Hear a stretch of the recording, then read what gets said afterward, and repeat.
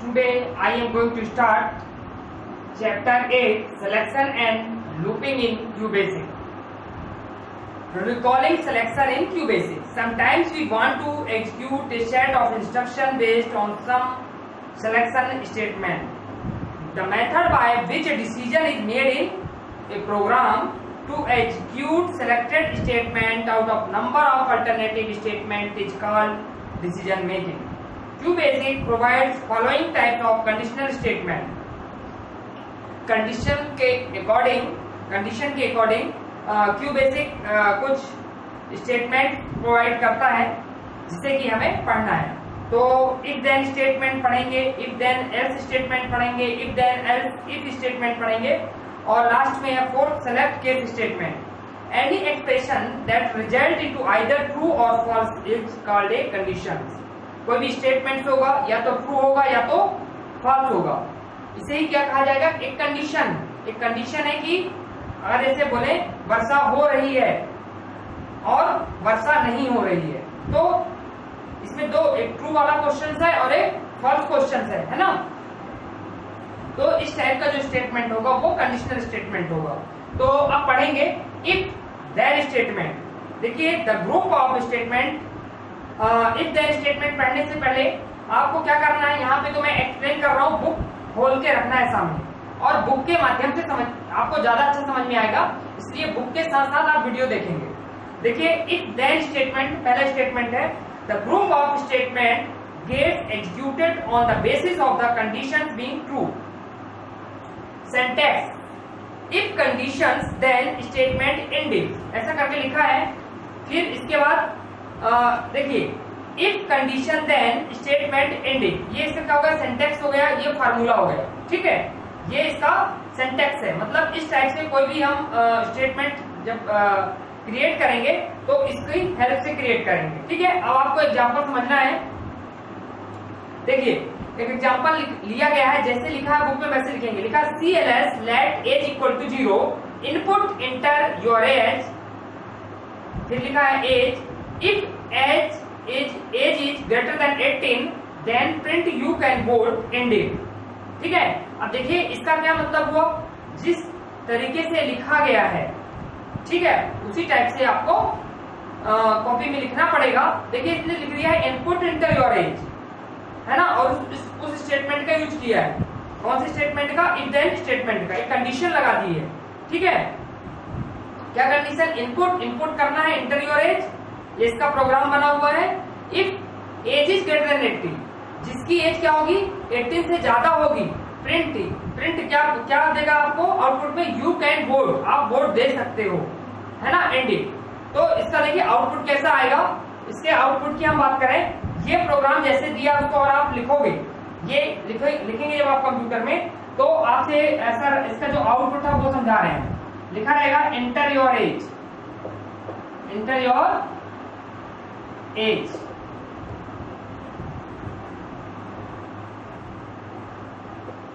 Enter your age. तो आपने लिखा 35, तो वो ऑलरेडी आपको मैसेज देगा you can board, you can board. ठीक है, ये आपको मैसेज देगा. मतलब जिसकी 18 से ज्यादा उम्र है वही बोर्ड दे सकता है.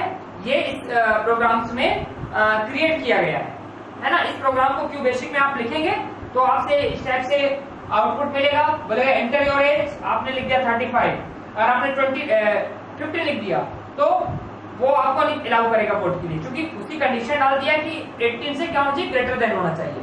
जब 18 से बड़ी यानी 19 होगी तभी आप बोर्ड दे सकते हो. ऐसा कंडीशन उसने लिखा है. अब हम समझेंगे इफ देन एल्स स्टेटमेंट को. It is used to select one set of statement out of the two alternate statement.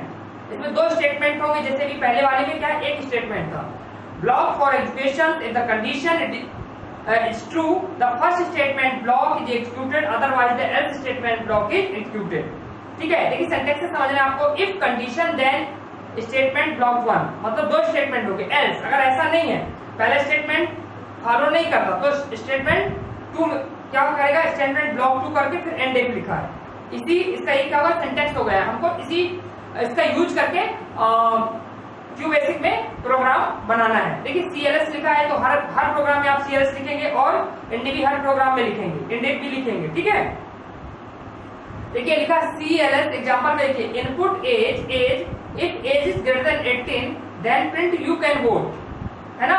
अब इसमें क्या है, पहले वाले में क्या था, जो पहला प्रोग्राम था जब हमने इफ देन स्टेटमेंट पढ़ा, उसमें एक कंडीशन की अगर आपकी एज 18 से ऊपर है तभी आप वोट दे सकते हो।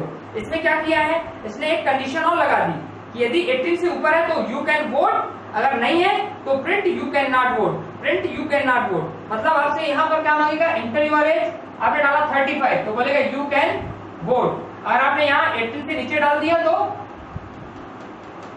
तो बोलेगा यू कैन नॉट वोट, ठीक है। ये आपको भी समझ में आ गया होगा। फिर थर्ड स्टेटमेंट की बात करेंगे, if then else if statement. देखिए it use to test the multiple condition, इसमें कई कंडीशंस होंगी। जैसे अभी पहले वाले में हमने देखा था एक कंडीशन, दूसरे वाले में 2 कंडीशन। तो इसका सिंटैक्स इस टाइप से है, and execute statement based on the test condition. If condition 1 then statement block 1, else if condition 2 then statement block 2, else statement block n। मतलब ज्यादा स्टेटमेंट हो जाएंगे तब और एंड से क्लोज हो जाएगा। इसके लिए देखिए बनाया गया है प्रोग्राम पॉजिटिव, नेगेटिव और 0 नंबर के लिए। Input enter a number a if age greater than 0 then print number is positive। मतलब 0 से बड़ा है a तो वो पॉजिटिव होगा। बोल रहा है else if age less than 0 then print number is negative। यदि 0 से क्या है, छोटा है तो वो निगेटिव है, ठीक है।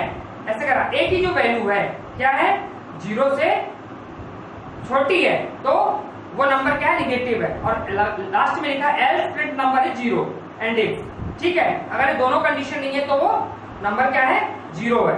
तो इसका आउटपुट कैसा आएगा, आपसे बोलेगा इनपुट नंबर आप दे दोगे तो अगर नंबर 0 से बड़ा है तो बोल देगा कि पॉजिटिव है, यदि छोटा है 0 से, है ना, तो बोलेगा नंबर निगेटिव है।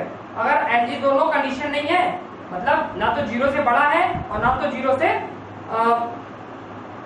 छोटा है ना, तो बोल देगा नंबर इज 0। तो क्या बोल देगा, number is 0।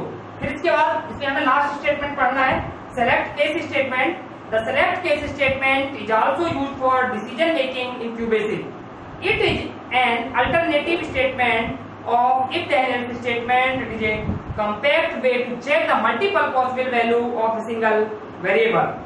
It checks only equality if the value of the variable is equal to the value stated in case, then the block of statement under the matched case gets executed. If the value of the variable does not match the given case, then the statement in the case else gets executed. इसका syntax आपको देखिए, select case test variable, case value 1 statement block 1, case value 2 statement block 2, फिर ऐसे करके case else statement block in end select. मतलब last में लिखा है case else statement block n, मतलब एन स्टेटमेंट जब अपने पास हो यदि तो एंड है, मतलब 2 4 6 8 उनके लिए है एंड सिलेक्ट। देखिए प्रोग्राम लिखा गया है, write a program to enter month number and display the corresponding month name.